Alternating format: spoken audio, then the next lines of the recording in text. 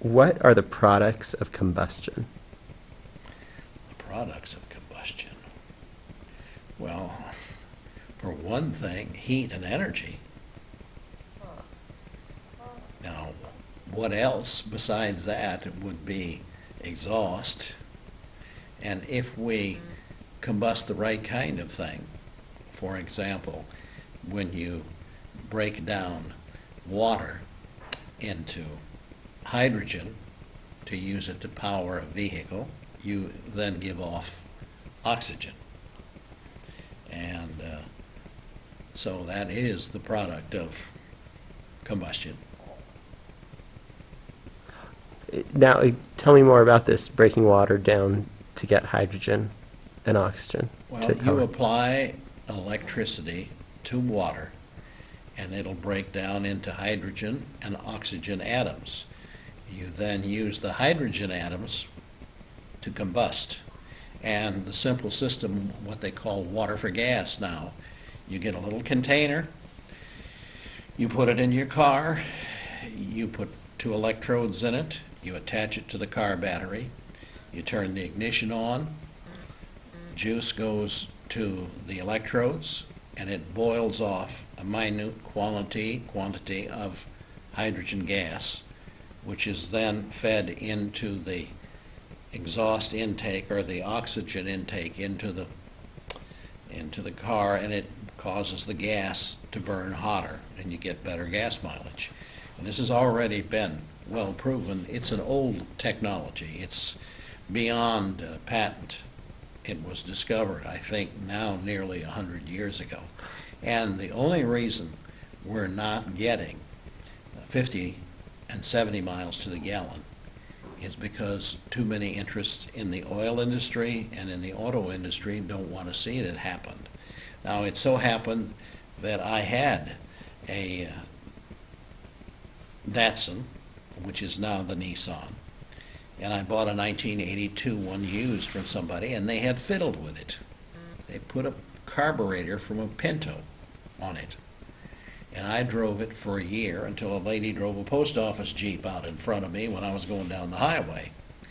I got 45 miles to the gallon the entire time I drove that thing. And that was not even adding the extra hydrogen in. I just attend a group in Hatton, Missouri, that's the water for gas people. And one guy brought a Chevette, and that's an older, more simple carbureted car, and he has two water for gas components in it, and he's been getting 55 miles to the gallon. So, are you able to get more energy out of the electrolysis and the water to produce the hydrogen than you put in the electricity? Like when you run the... The thing is, if you are using the battery, which you're normally using in the car, and you go from, let's say, 38 miles to the gallon to 50 miles to the gallon, then you are certainly getting much more out of it in terms of what you're putting into it, because you're only using a distilled water solution, a little bit of catalyst, and the catalyst is usually something simple like sodium hydroxide, Lewis lye, peroxide, or some other simple thing like that you can use baking soda, which will cause the water to bubble a little bit, and that's all it needs with the electricity to give off the hydrogen atoms. So this is using no more energy than we're already using in cars that are using battery and gasoline. Or maybe slightly more, but hey, if you end up, as I said, with a increase of 15% in your gas mileage, that's very, very quickly going to mean that if you have to replace the battery 1 year sooner than you normally would, it's still going to be a better deal. And all I'm saying is this technology has existed for at least 90-some years. And all our cars could have been easily equipped with this. And it is easy enough.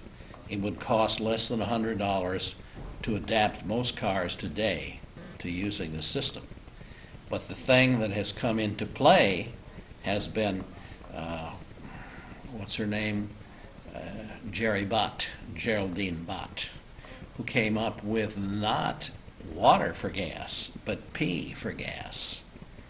And it turns out that pee requires a much lower power input Really? to generate the same amount of hydrogen. So you're talking about a fraction of the power necessary to break down water, to break down urine into usable hydrogen, which the car will burn along with the gasoline.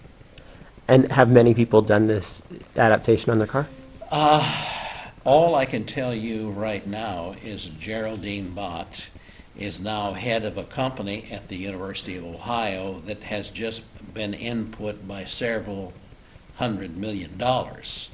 And she is and has been flying around the world setting up different things. You can now buy from China pea batteries, where if you're out in the wilderness and your phone goes dead, you simply input a little thing into this battery, and wow, you got power again to make a phone call for an hour or so. And I didn't believe this when a friend of mine said, John, you should look into this stuff. And I did, and I thought, boy, it's a joke. And it turns out not to be a joke, and she's been working on this stuff for 5 years, and now they're ready to manufacture power supply for the house based on the use of urine for a power supply.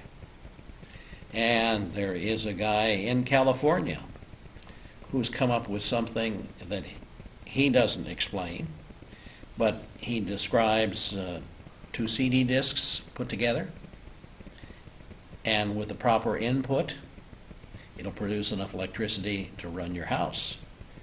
My thought is what she's working on and what he's working on match, and I wouldn't be surprised if they're working on some of this together.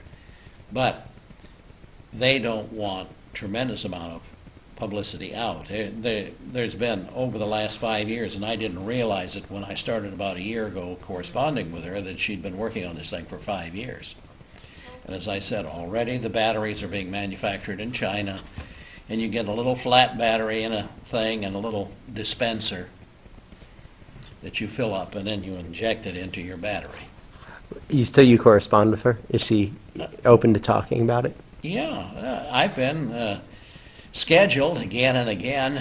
I was about 14th or 15th of December, and it was, no, I'm not going out in this weather.